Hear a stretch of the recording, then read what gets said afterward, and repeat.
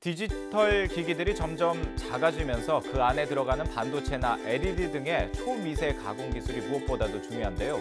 국내 연구팀이 초미세 가공의 한계를 극복할 수 있는 산업용 펜토처 레이저 장비를 국산화하는 데 성공했습니다. 보랏빛을 내는 기기. 눈이 깜빡이는 순간인 찰나보다 천억 배나 빠른 레이저 빛을 만들어내고 있습니다. 차세대 레이저로 불리는 펜토초 레이저 기기입니다. 펜토초 레이저는 초미세 가공에 사용됩니다. 기존 나노초 레이저와 달리 표면 왜곡이 없는 것이 특징입니다. 네, 사실 강의를 준비하면서 사실 걱정을 많이 했습니다. 지금처럼 이제 도서관에서 학생들을 상대로 혹시 특히 중고등학생들을 상대로 얘기를 할 때는 또 내용을 어떻게 쉽게 전달을 할지 고민을 많이 하면서 준비를 했습니다. 그래서 학생들은 사실 과학에 대한 흥미를 가졌으면 좋겠고요. 그리고 저도 중점을 둔 거는 그 빛의 아주 기초적인 성질들을 얘기해 주면서 어떤 빛이 이런 성질이 있구나, 그런 아주 기초적인 면들을 좀 이해를 했으면 하는 바람을 가지고 준비를 했습니다.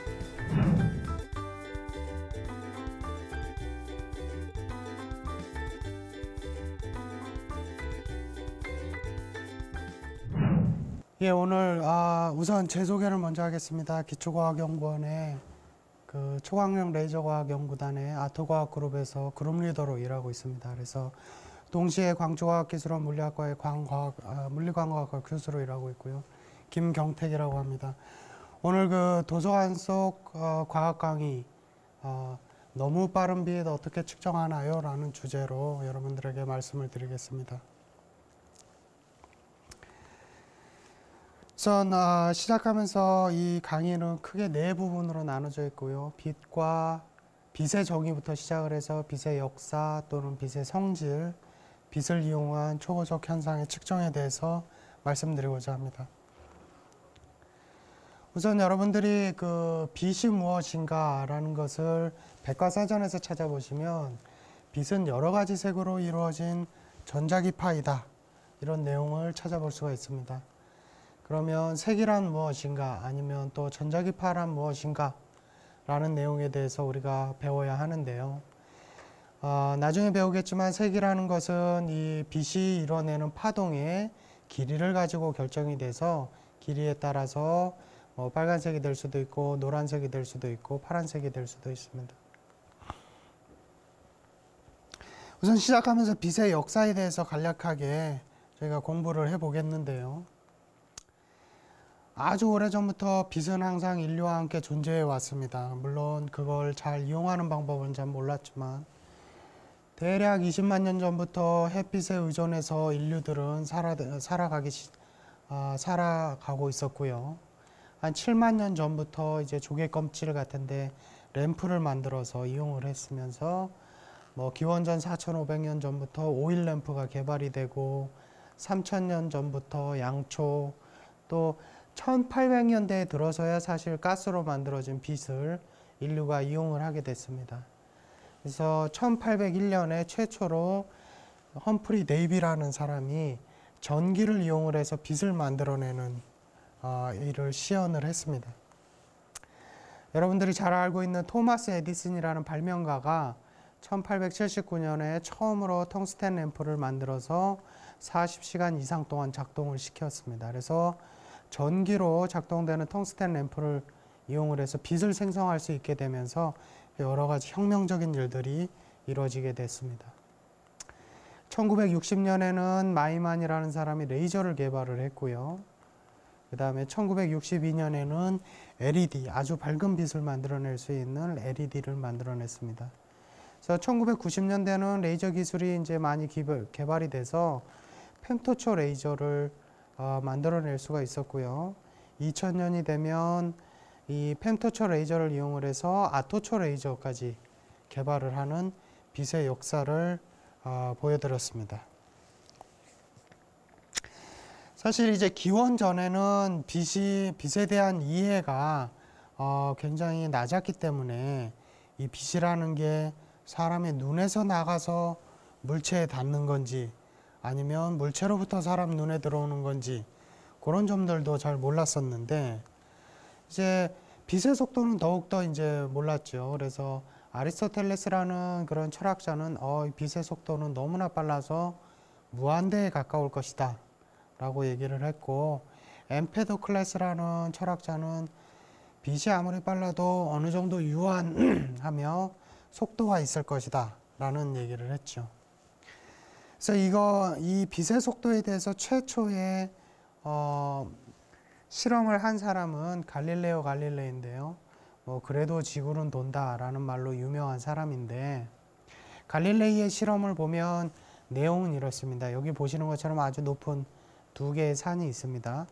그래서 한쪽에는 갈릴레이가 램프를 들고 올라가고 다른 한쪽엔 갈릴레이의 조수가 또 다른 램프를 들고 올라갑니다. 그래서 이 램프를 이용을 해서 갈릴레이가 여기서 빛을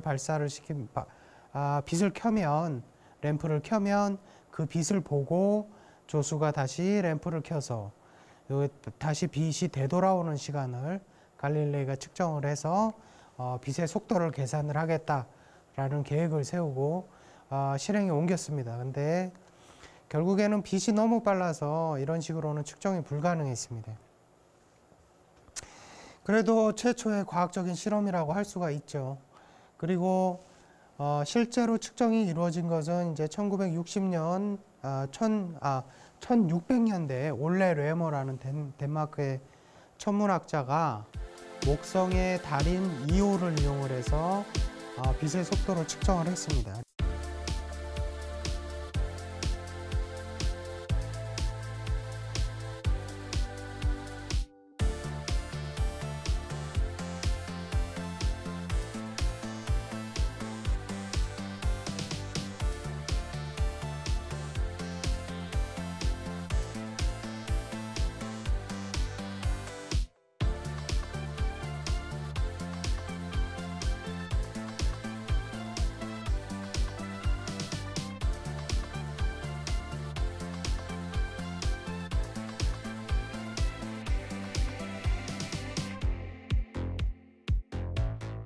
이오가 목성을 이렇게 공전을 하고 있으니까 나타났다 없어졌다 나타났다 없어졌다 하는 일을 반복을 하는데, 이 일을 지구에서 바라보면은 이게 지구가 목성으로부터 멀어질 때와 가까워질 때 주기가 약간 달라지는 일들이 이루어지게 됩니다. 그래서 주기가 왜 달라지는가를 보면은 처음에 이오가 없어질 때를 여기서 관측을 하고, 그 다음에 이오가 한 바퀴 도는 동안 지구가 움직이기 때문에 이 움직임만큼 이오에서 나온 빛은 더 지구까지 이렇게 진행을 해야 되는 요 정도의 거리 차이가 생기게 됩니다. 그래서 요 정도의 거리 차이를 빛이 더 진행을 해야 이오가 다시 나타나는 일을 지구에서 관측을 할 수가 있기 때문에 점점 더 지구가 멀어질 때는 이 주기가 늘어나고 지구가 목성에 가까워질 때는 이 주기가 줄어드는 일들이 벌어지게 됩니다. 그래서 이런 일들을 이용을 해서 목성의 위성 이오를 이용해서 최초의 정밀한 과학적 측정을 도입을 했고요. 그래서 빛의 속도를 계산해 봤더니 약 20만 km/s로 계산을 할 수가 있었습니다. 그래서 지금 현재 측정 값은 대략 한 30만 km니까 에러는 빛의 측정의 에러는 한 50% 정도로 굉장히 크지만, 이 최초의 과학적인 측정을 도입을 해서 50%의 에러로 빛의 속도를 측정했다고 할 수 있습니다. 그래서 이제 과학기술이 발전이 되면서 톱니바퀴라든지 어떤 전구 같은 그런 이제 장치들을 만들어낼 수가 있게 됐는데요. 그래서 여기 이제 톱니바퀴를 이용을 해서 빛의 속도를 측정한 사람이 이제 이폴리트 피조라는 사람인데, 레옹 포칼트라는 사람과 같이 이런 장치를 고안해냈습니다.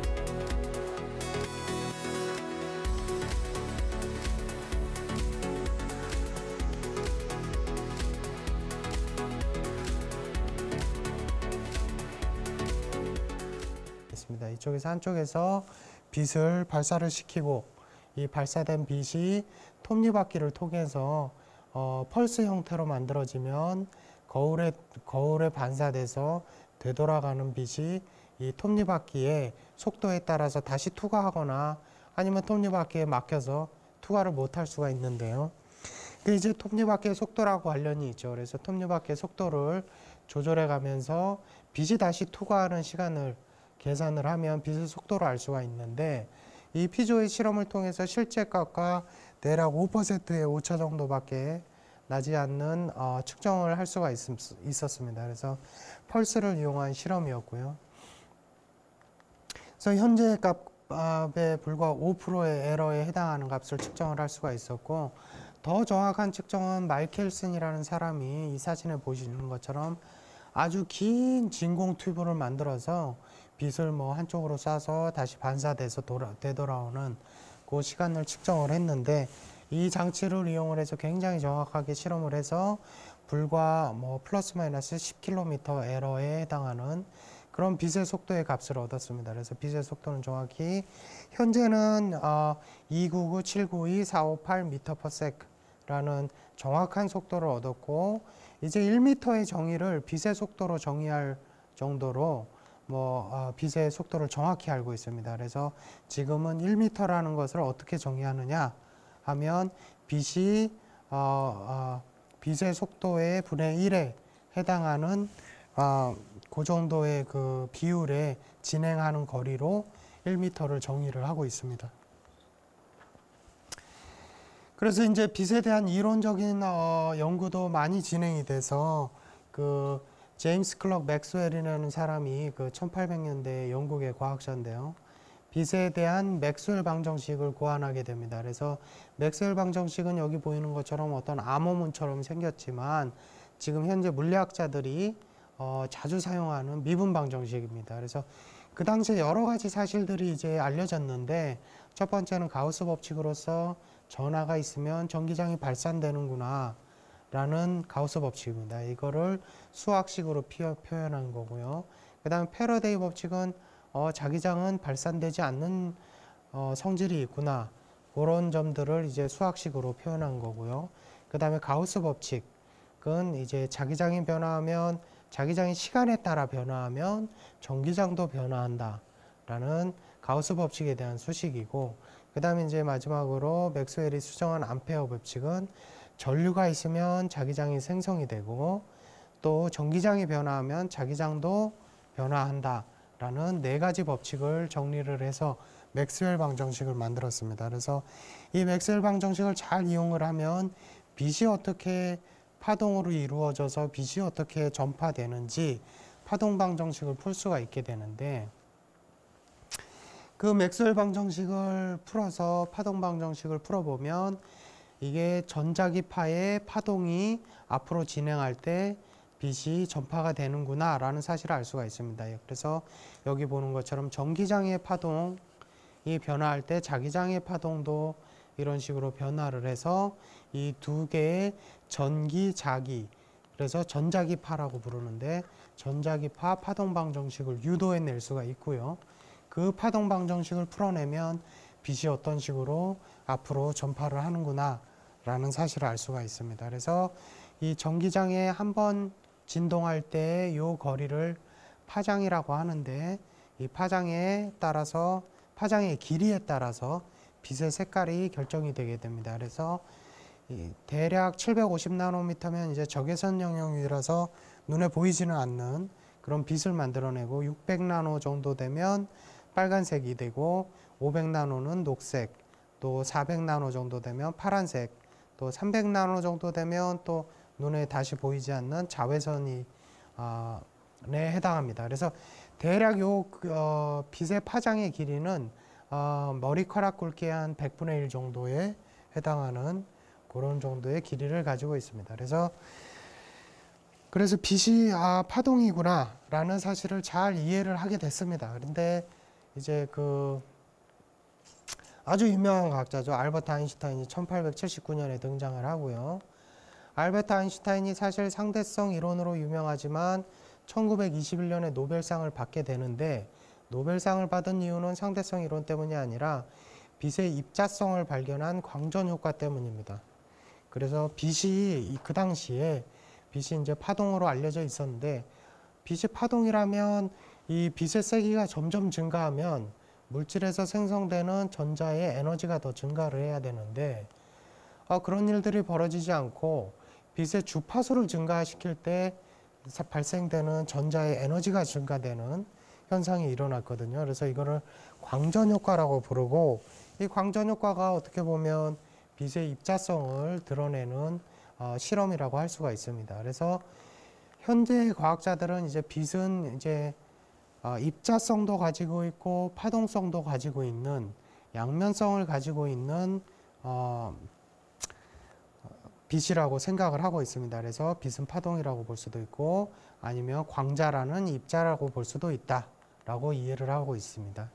그래서 시간이 지나서 이제 또 알버트 아인슈타인의 또 다른 업적으로 이제 상대성 이론을 들 수가 있는데, 상대성 이론에 따르면 빛보다 빠른 물체는 없다라는 결론을 내리게 됩니다. 그래서 상대성 이론에 따르면 이제 빛 속도에 점점 물체가 가까워지면 물체의 무게가 더 무거워진다든지 시간이 점점 느리게 간다든지 하는 일들이 벌어지기 때문에 빛보다 빨라지는 물체는 빠르게 이동할 수 있는 물체는 없다는 결론에 이르게 됩니다. 그래서 여러분들이 아주 오래된 영화인 슈퍼맨을 보시면은 이제 뭐 슈퍼맨이 지구를 7바퀴 반 도는 장면이 나오는데,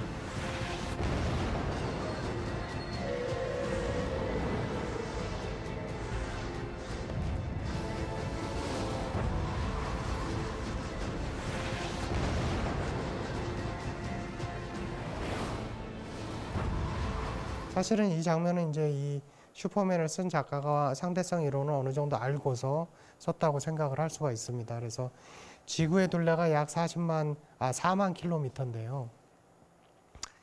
7바퀴 반을 돌았다고 하면 1초에 7바퀴 반, 7.5를 곱해보면 정확히 30만 킬로미터가 돼서 빛의 속도가 되는 거죠. 그래서 슈퍼맨이 1초에 지구를 8바퀴 돌았다 라고 하면 사실은 상대성 이론에 위배가 되기 때문에 작가가 그 내용을 알았는지 7바퀴 반을 돌았다라고 썼습니다. 그래서 그런 내용이 슈퍼맨의 영화에서도 나오고 있습니다. 그래서 지금까지 빛을 어떻게 우리가 역사적으로 이해해 왔는지 빛의 역사에 대해서 말씀드렸고, 이제부터는 빛의 성질에 대해서 말씀드리겠는데, 빛이 앞서 말씀드린 것처럼 전자기파로 이루어져 있고 하나의 파동의 길이에 따라서 파장을 결정을 하고요.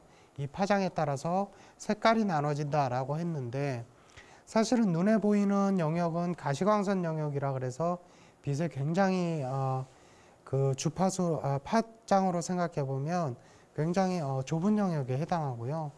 더 보면은 이제 빛의 길이가 길어지면 우리가 FM 라디오나 AM 라디오에 쓰는 라디오 웨이브라고 불리는 전자기파 영역도 있고요.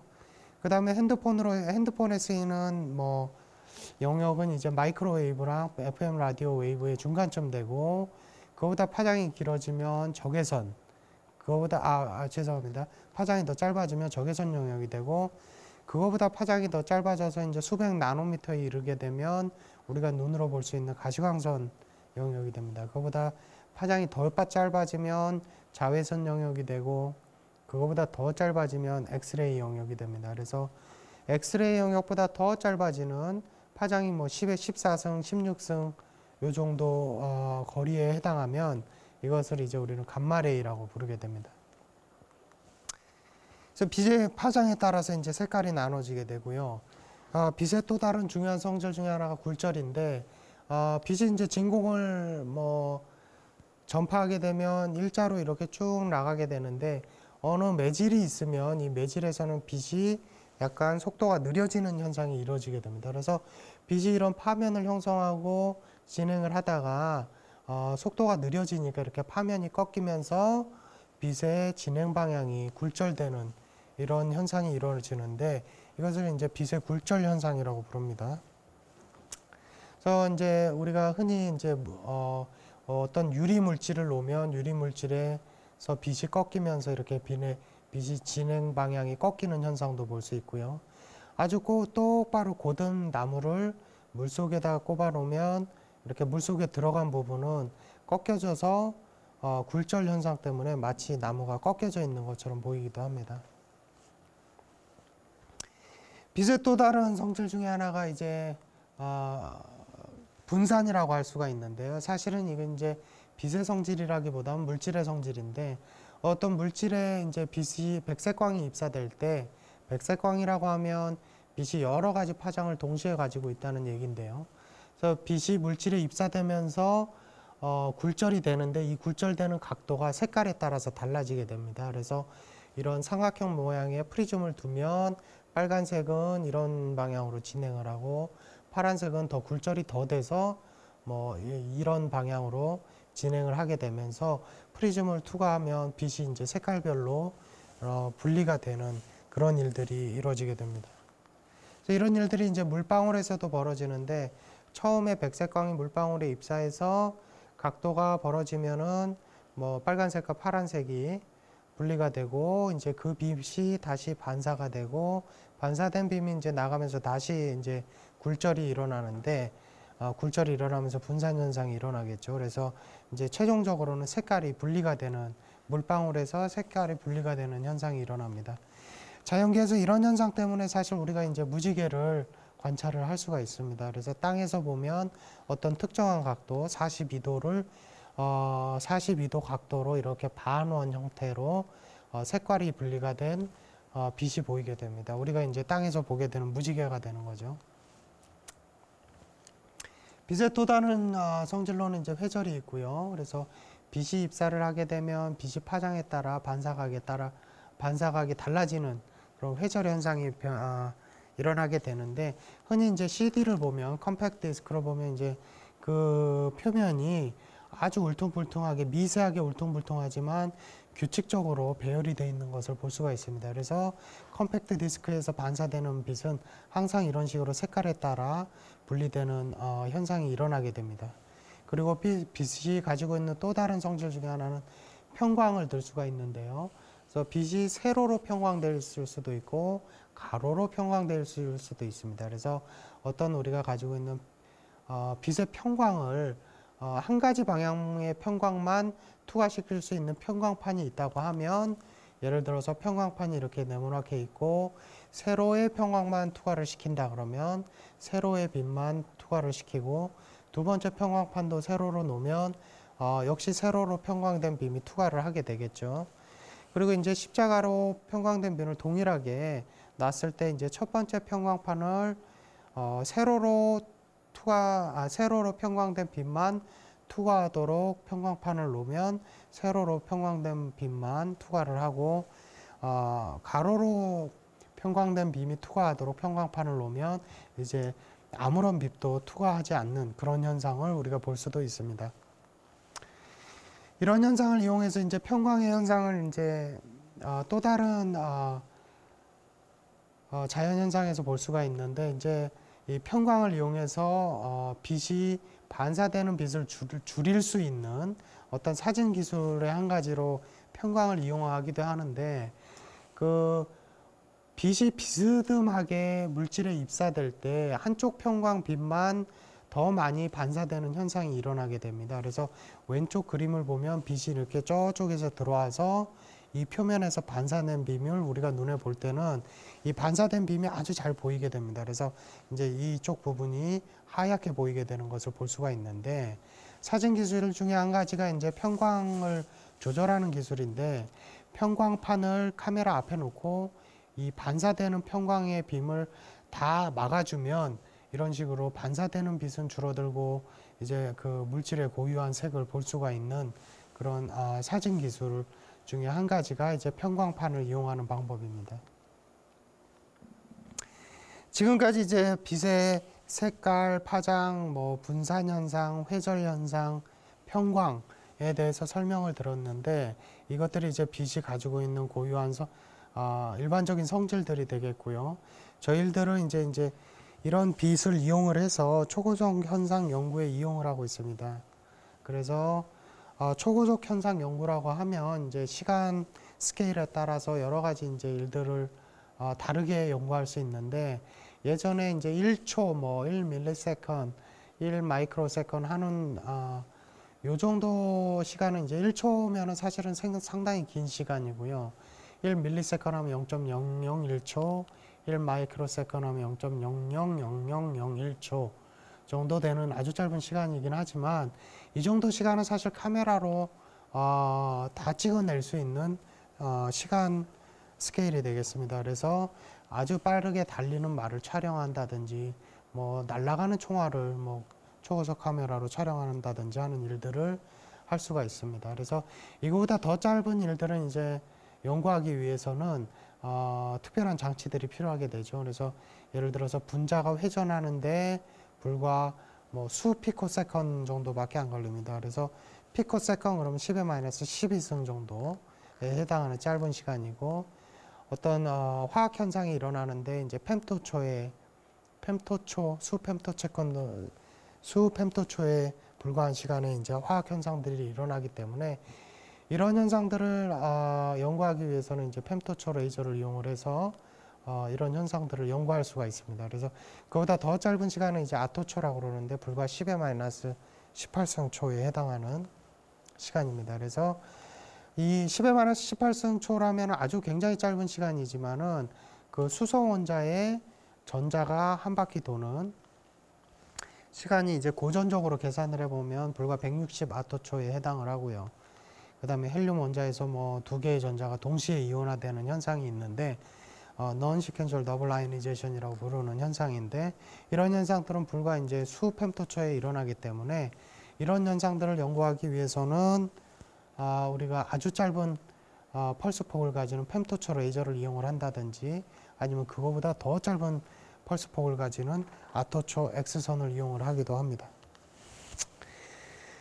그래서 이제 아주 오래전에는 사진기를 이용을 해서 초고속 현상을 연구를 했다고 말씀을 드렸는데 1870년에 마이브리츠라는 사진사가 달리는 말을 촬영한 내용의 실험입니다. 그래서 이 실험에서는 그 여러 대의 카메라를 일렬로 배열을 해놓고 제가 듣기로는 열 몇 대의 카메라를 일렬로 배열을 했다고 합니다. 그래서 셔터에 실을 연결을 해가지고 말이 달리면서 이 실을 치고 지나가면 뭐 셔터가 작동을 해서 말의 사진을 찍을 수 있도록 하는 마이브리치의 아주 유명한 실험이었습니다. 그래서 마이브리치가 했던 그 촬영했던 사진들을 모아 보면은 이런 식으로 이제 말이 달리는 모양을 찍을 수가 있었습니다. 그래서 그 당시에는 말이 달릴 때 이게 말의 발이 공중에 뜨는 네 발이 동시에 뜨는 순간이 있는가 없는가 뭐 그런 논쟁거리가 있었는데 이 실험으로 인해서 아주 클리어하게 말이 달릴 때 어떤 일정한 순간에는 말의 발이 동시에 공중에 뜨게 된다라는 그런 사실도 밝혀낼 수가 있었습니다. 예. 그리고 이제 그 뒤로 점점 더 이제 기술들이 발전을 하면서 점점 더 이제 더 빠른 초고속 현상을 연구하려는 요구들이 이제 많아지게 됐는데 뭐 예를 들어서 마이크로세컨보다 더 짧은 피코세컨이라든지 뭐 펜토세컨 그런 시간 스케일에서 일어나는 일들을 연구를 하기 위해서는 이제 레이저라는 장비를 이용을 했는데요. 레이저가 기본적으로 어떻게 구성이 되어 있는가 이 슬라이드에서 볼 수가 있는데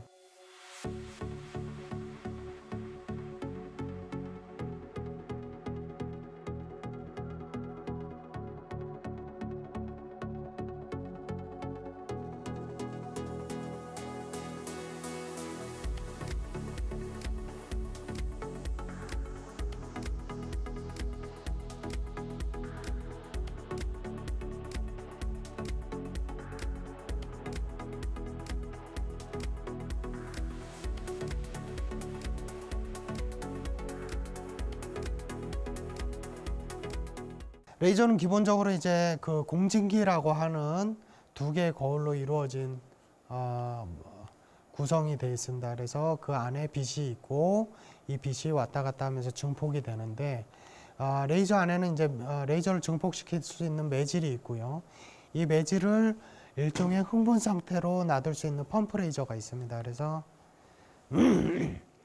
펌프 레이저가 될 수도 있고 아니면 또 다른 광원이 될 수도 있고, 그래서 플래시 램프 같은 펌프를 이용을 하면 이 매질을 흥분 상태로 놔둘 수가 있고, 레이저 공진기 안에 빛이 흥분 상태에 있는 매질을 지나가게 되면 흥분 상태의 매질이 다시 흥분 상태가 아닌 상태로 돌아오면서 여러 개의 빛을 동시에 발생시키게 되는데, 발생되는 빛은 기존에 이 안에 있던 빛과 동일한 위상을 가지는 그런 빛들이 발생이 되게 됩니다. 그래서 하나의 빛이 들어가서 4개의 빛이 발생되는 이 증폭 현상이 일어나게 됩니다. 그 중에 일부분이 이 공진기 미러를 통해 나오면서 나온 빔을 레이저에서 사용하게 되는 것입니다. 그래서 이 레이저에서 발생되는 빛은 이 안에서 왔다 갔다 진동을 하면서 매 진동할 때마다 한 번씩 나오는데, 그 한 번씩 나오는 빔은 항상 똑같은 위상 관계를 가지고 있기 때문에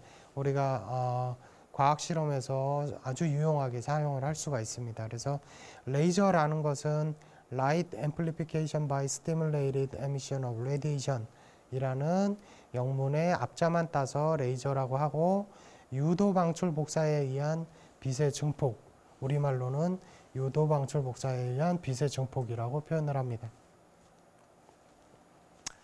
여기 보이는 이제 사진이 마이먼이라는 과학자로서 처음 레이저를 시연을 한 사람이고요. 1960년대. 이 사진은 이제 그 루비 레이저의 모양입니다. 그래서 루비 레이저를 보시면은 플래시 램프를 이용을 해서 루비를 흥분 상태에 두고, 흥분 상태에 된 빔이 매질에서부터 나오는 빛이 여기 2개의 거울 사이에서 진동을 하면서 매번 진동할 때마다 한 번씩 빛이 나오는 그런 디자인으로 구성이 되어 있습니다. 그래서 이 사진이 이제 루비 레이저의 사진이고요. 그래서 레이저 기술이 점점 이제 발전이 되면서 빛의 에너지를 점점 더 올릴 수 있는 Q 스위칭 기술도 개발이 돼서 지금 보시는 것은 ND-야그 레이저를 Q 스위칭 기술로 아주 높은 에너지의 빛을 만들어낼 수 있는 레이저의 사진입니다. 그래서 이런 레이저는 레이저 가공 분야라든지 원격 계측이라든지 아니면 레이저 레이더 아니면 의료용으로도 많이 사용이 되고 있습니다. 그 뒤에 이제 모드라킹이라는 기술이 개발이 되면서 레이저의 펄스 폭이 급격히 짧아질 수 있는 그런 기술을 개발을 했고요. 이런 기술들을 이용을 해서 원격 계측이라든지 원거리에 있는 물질을 측정을 한다든지 아니면 레이저 분광에 이용하는 그런 기술들도 개발이 됐고요. 이제 저희들이 이제 실험에 흔히 사용하는 티타늄 사파이어 레이저의 사진입니다.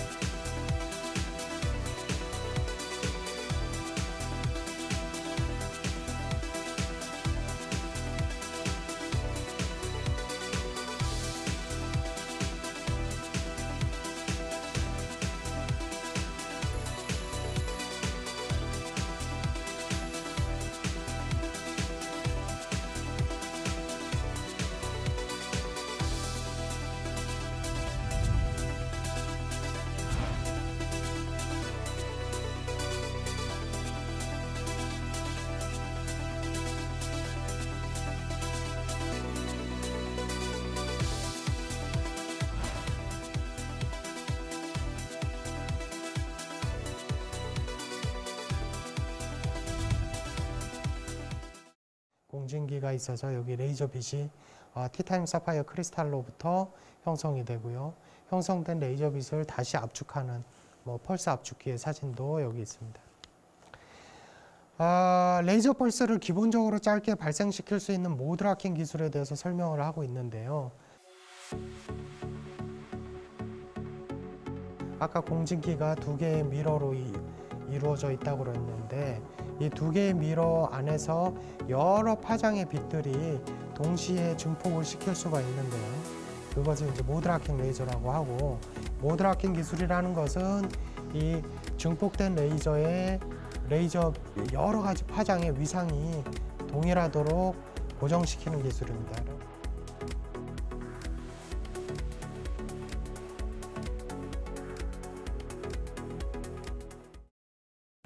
그래서 여러 개의 파장이 여러 가지 색깔을 가지는 여러 개의 파장이 위상이 동일해지면 이렇게 피크가 나오는 부분에서는 피크가 동시에 나오니까 레이저 펄스에 굉장히 빛이 세지게 되고, 이런 위상이 안 맞는 부분에서는 피크가 나오기도 하고 아니면 레이저의 그 파장에 골이 나오기도 하고 다시 피크가 나오기도 하고 골이 나오기도 하기 때문에 이 빛들이 서로 간섭을 일으키면서 레이저 빛이 안 나오기도 합니다. 그래서 레이저 빛이 안 나오다가 나오다가 안 나오다가 하는 현상이 일어나는데, 그렇게 이런 기술을 이용을 해서 레이저 펄스를 만들 수가 있습니다. 이런 기술을 이제 모드 하킹 기술이라고 하는데, 그러면 이렇게 짧은 레이저 빛을 어떻게 측정을 하는가 하는 것은 여기 이제 슬라이드에 보여지고 있는데, 이것은 이제 저희들이 사용하는 방법 중에 한 가지인 오토코릴레이션이라는 방법입니다.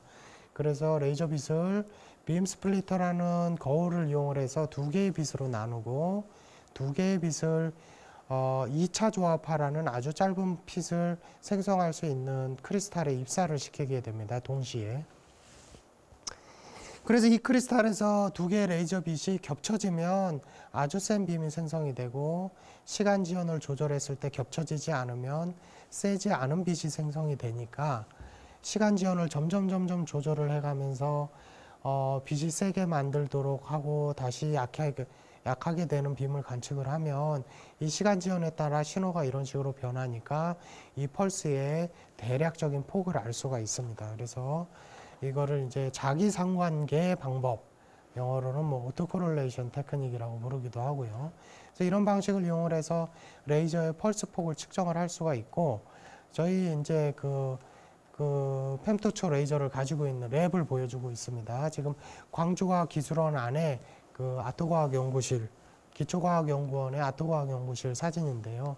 여기 보시는 이 노란색 상자 앞에 요 장치가 이제 펨토초 레이저에 해당이 되고, 요 펨토초 레이저를 우리가 진공 챔버에 집어넣어줘서 뭐 X선을 발성을 시키고 생성된 X선을 이용을 해서 다시 뭐 분광을 시켜서 원자나 분자에 대해서 연구하는 아토초 과학 연구실인데, 저희가 이제 그 최근에 레이저 압축 기술을 개발을 해서 레이저를 압축을 시켜서 여기 보시는 것처럼 파장이 불과 한 번만 진동하는 그런 레이저 펄스를 만들 수가 있었습니다. 그래서 이 레이저의 레이저 펄스 폭은 불과 2.4 펨토초에 해당하고요. 2.4 펨토초라는 건 굉장히 짧은 시간이어서 실제로 어느 정도 짧은 시간이냐 보면 0.00000000000002초에 해당하는 굉장히 짧은 시간입니다. 그래서 이렇게 짧은 레이저를 이용해서 분자나 원자에서 일어나는 초고속 현상을 측정을 할 수가 있고요.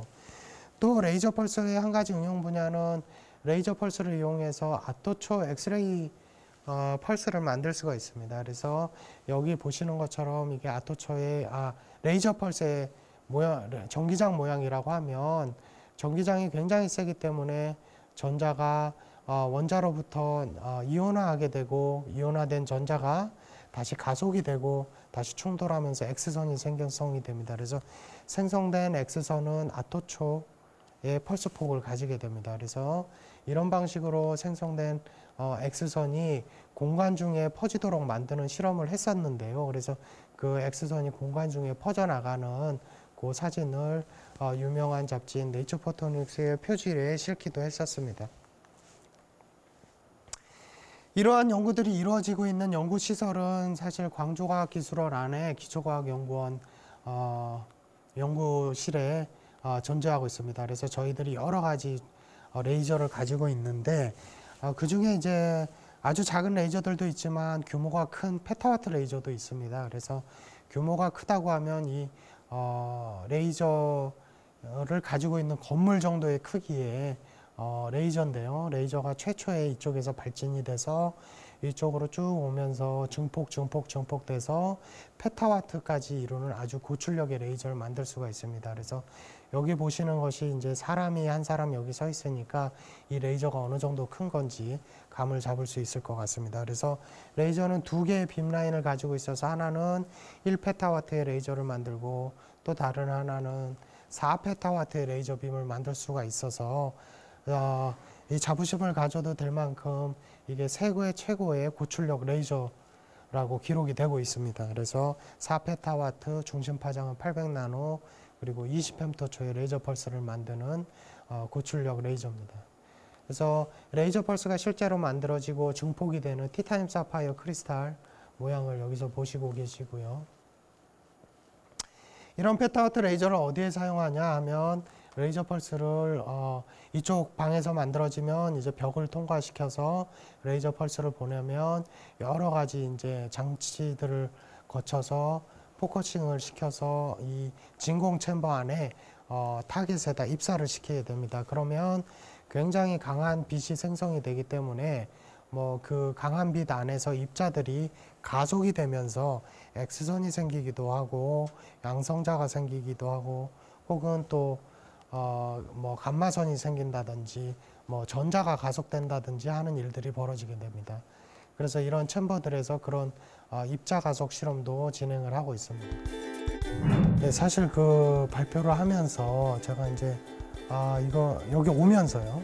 이걸 한다고 애들이 얼마나 잘 듣겠어 하고 좀 반신반의하면서 왔는데 학생들 무슨 뭐 요즘 뭐 많이 하는 참여 수업이라든지 뭐 이런 거 숙제하러 오는 거 아닌가, 그냥 자리 시간대로 오는 거 아닌가 하는 걱정을 많이 했었는데 상당히 진지하게 됐더라고요. 그래서 어떤 학생하고는 강의 내내 눈을 마주치면서 강의를 할 수 있어서 사실 저로서도 굉장히 즐거운 경험이었습니다. 그리고 학생들이 이렇게 열심히 들어주니까 이런 것들이 기반이 돼서 나중에 이 학생들이 또 과학에 관련된 혹시라도 그런 일들을 할 수 있다면은 조금이라도 보탬이 된다면 정말로 기분 좋은 일이 될 것 같습니다.